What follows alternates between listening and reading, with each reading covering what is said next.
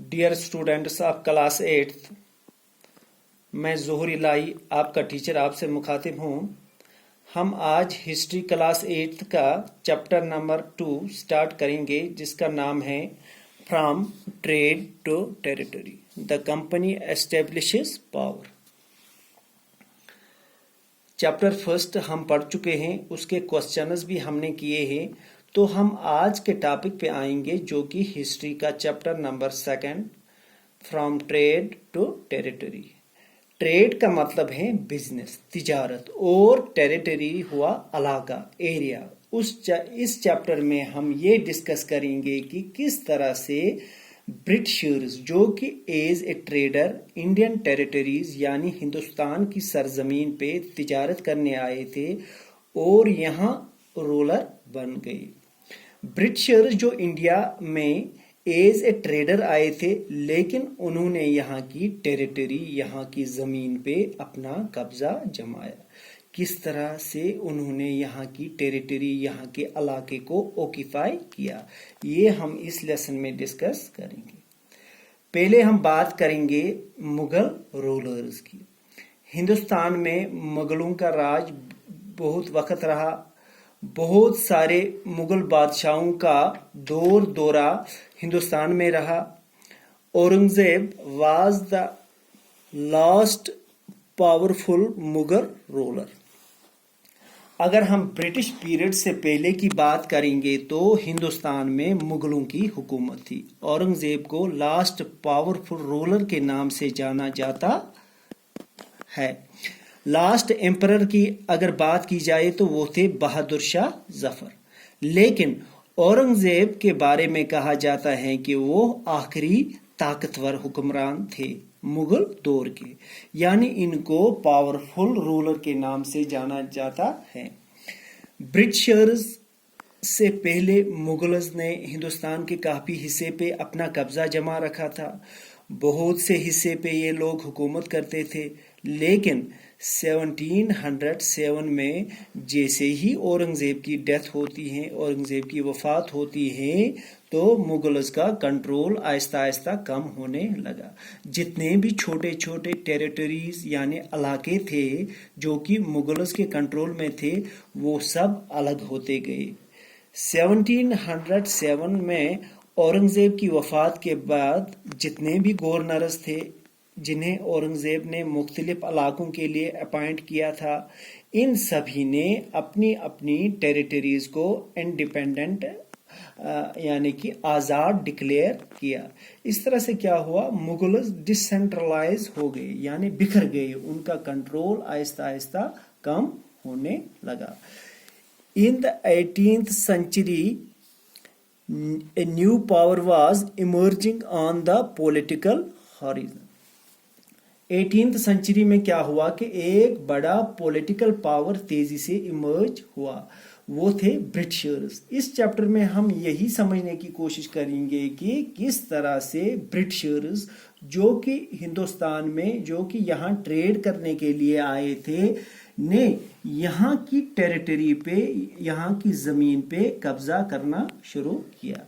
अगर आप अपनी बुक पे पेज नंबर 9 पे देखोगे, यहाँ एक तस्वीर है जिसमें बहादुर शाह जफर को सेंटर में दिखाया गया है। ये बहादुर शाह जफर की तस्वीर है जो कि आखिरी मुगल शहंशाह थे। 1857 में ब्रिटिशर्स के खिलाफ जो रिवोल्ट आया, जो इनकलाब आया, उससे बहादुर शाह जफर ही लीड करते थे, मगर उसे उस वक्त बेटू समेत गिरफ्तार किया गया। किसने गिरफ्तार किया? कैप्टन हडसन ने। कैप्टन हडसन कौन थे? कैप्टन हडसन ब्रिटिश फौज का कमांडर था। और इस तरह से 1859 में बहादुर शाह जफर की डेथ होती है, वफात होती है। ये डेट्स याद रखना क्योंकि ये आपको एग्जाम में बहुत काम आएंगे। ब्रिटिशर्स जो हिंदुस्तान में आए थे वो एक कंपनी की शक्ल में, एक कंपनी की सूरत में यहाँ आए थे, जिससे ईस्ट इंडिया कंपनी के नाम से जाना जाता है। East India company comes east. In 1600, the East India Company acquired a charter from the ruler of England, Queen Elizabeth.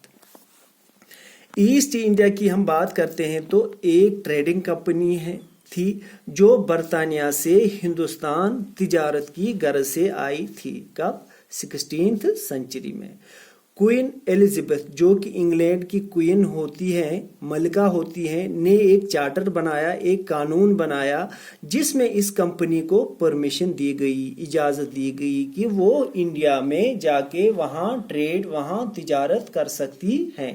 تو جب اس کمپنی کو پرمیشن ملی تو یہ انڈیا میں تجارت کرنے کے لیے آئی. انہوں نے یہاں اپنا بزنس اسٹیبلش کیا. انڈیا سے یہ کم قیمت پہ چیزوں کو خریدنے لگے اور یورپ میں لے جا کے یہ ان چیزوں کو اونچے داموں پہ فروخت کرتے تھے. اس طرح یہ بہت منافع کماتے تھے. انڈیا کی کچھ چیزوں کی یورپ میں بہت زیادہ ڈیمانڈ تھی، جیسے کہ اسپائسز، کاٹن وغیرہ، مسالے. Company did not have fair competition from other English trading company. East India Company جو بہت پرافٹ کماتی تھی، اس کی ایک وجہ یہ بھی تھی کہ اس کمپنی کے بغیر کسی اور کمپنی کو یہاں ٹریڈ کرنے کی اجازت نہیں تھی. تو آٹومیٹکلی جب ایک ہی کمپنی تھی، کوئی کمپٹیشن تھا ہی نہیں، تو یہ جو چاہتے تھے ویسا کرتے تھے. اپنی من مرضی سے یہ ریٹ فکس کرتے تھے. یہاں کا جو سامان تھا اس سے یہ بہت کم قیمت پر خریدتے تھے اور یورپ میں لے جا کے اس سامان کو، اس مال کو اونچے داموں فروخت کرتے تھے، کیونکہ فارمرز کے پاس یہاں کوئی اور چائس ہوتی ہی نہیں تھی، کوئی دوسری کمپنی تھی ہی نہیں. تو لوگوں کو مجبوراً اس کمپنی کو چیزیں فروخت کرنی پڑتی تھی، چاہے جو بھی دام یہ لگائے. میں آپ کو مثال کے ذریعے سمجھاتا ہوں. مثال کے طور پہ اگر آپ کے گاؤں میں ایک ہی دکاندار ہے تو لوگ مجبور ہیں اسی سے سامان لینے کے لیے، چاہے جو بھی ریٹ وہ لگائے. اب اگر ایک سے زیادہ دکانیں ہوں گی تو اس میں کسٹمر کو فائدہ ہے، اس کی جہاں کم ریٹ پہ سامان ملے گا وہ اسی سے لائے گا. ایسٹ انڈیا کمپنی نے شروع میں اسی چیز کا فائدہ اٹھایا اور کافی منافع کمایا، کافی پرافٹ کمایا.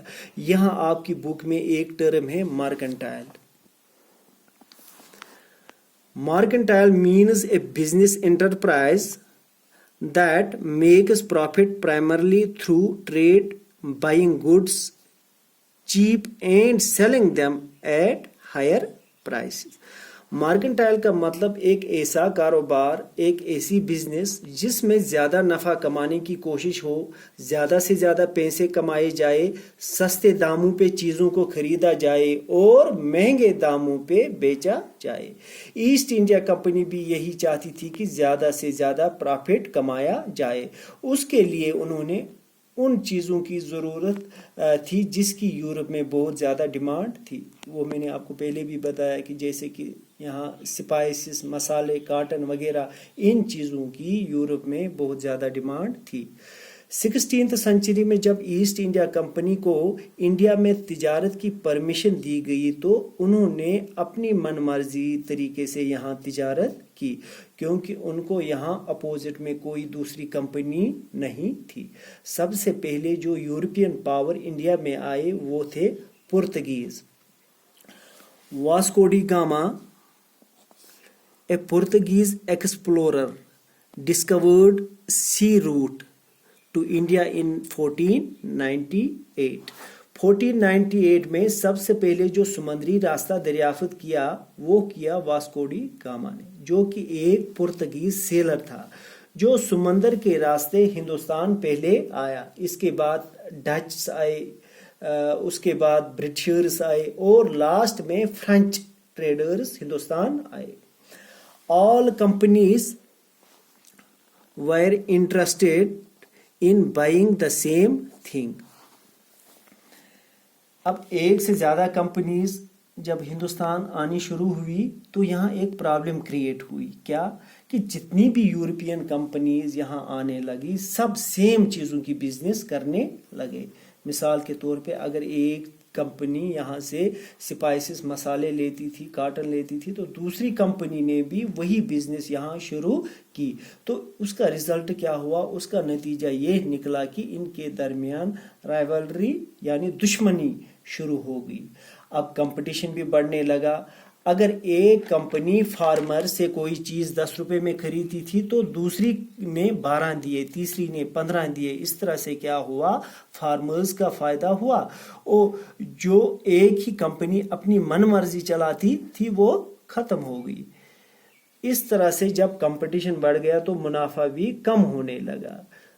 जब एक कंपनी की जगह 4 कंपनीज आई तो प्रॉफिट भी कम हुआ। इसका रिजल्ट ये हुआ कि इन्हें आपस में दुश्मनी हो गई, क्योंकि हर एक कंपनी चाहती थी कि मैं ही यहाँ पे कारोबार करूं, दूसरी और कोई कंपनी यहाँ बिजनेस न करे।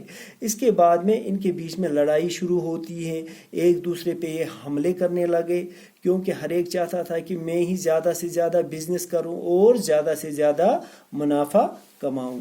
Through the 17th and 18th centuries, they regularly sank each other's ships, blockaded routes, and prevented rival ships from moving with supplies of goods.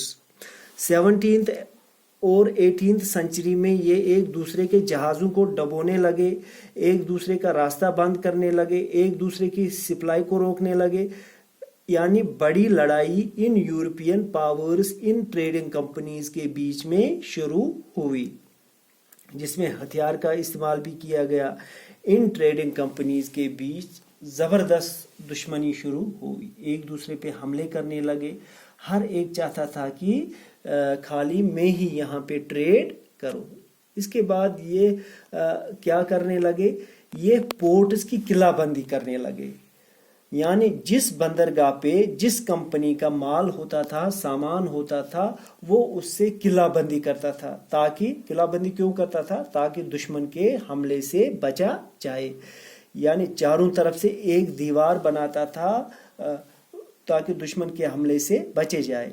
जब ये यूरोपियन कंपनीज हिंदुस्तान की सरजमीन पे अपने सामान के आसपास किलाबंदी करने लगे तो ये बात यहाँ के जो लोकल रूलर्स थे उनको अच्छी नहीं लगी। मिसाल के तौर पे बंगाल, मद्रास और भी कई जगह पे जब इन लोगों ने किलाबंदी शुरू की तो यहाँ के जो लोकल रूलर्स थे उन्होंने एतराज़ किया कि हमारी परमिशन के बगैर कैसे ये लोग यूरोप से आके यहाँ पर किलाबंदी कर सकते हैं, कंस्ट्रक्शन कर सकते हैं। तो क्या हुआ, यूरोपियन पावर्स और यहाँ के जो लोकल रूलर्स थे उनके बीच में कन्फ्लिक्ट शुरू हुआ, लड़ाई शुरू हुई। ये लड़ाई फिर आगे कैसे चली, इसकी वजह क्या बनी, ये हम इंशाल्लाह कल के वीडियो में डिस्कस करेंगे, अगले वीडियो में। यहाँ आपके लिए एक मैसेज है, ये मैसेज आपको उन बच्चों तक पहुँचानी है जो अभी इस ग्रुप में ऐड नहीं है। आप सब जानते हैं कि हम किन हालात से आज गुजर रहे हैं। कोविड-19 की वजह से हमारे स्कूल बंद हैं। हमने एक WhatsApp group online offline classes के नाम से बनाया है, मगर बहुत कम बच्चे इस ग्रुप में ऐड हैं। जो भी बच्चे इस ग्रुप में ऐड हैं वो बाकी बच्चों तक ये इत्तला पहुंचाएं कि वो अपने आप को इस ग्रुप में ऐड करवाएं, क्योंकि जब तक आपके स्कूल बंद हैं तब तक आपकी क्लासें हम इसी ग्रुप के ज़रिए आप तक पहुंचाने की कोशिश करेंगे। इस तरह सभी बाकी बच्चों तक ये इत्तला पहुंचाए जो आपकी क्लास में पढ़ते हैं, वो अपने आप को इस ग्रुप में ऐड करवाएं। किसी भी किस्म की मुश्किलात के लिए आप फारूक साहब या रशीद साहब से राब्ता कर सकते हैं। थैंक्स।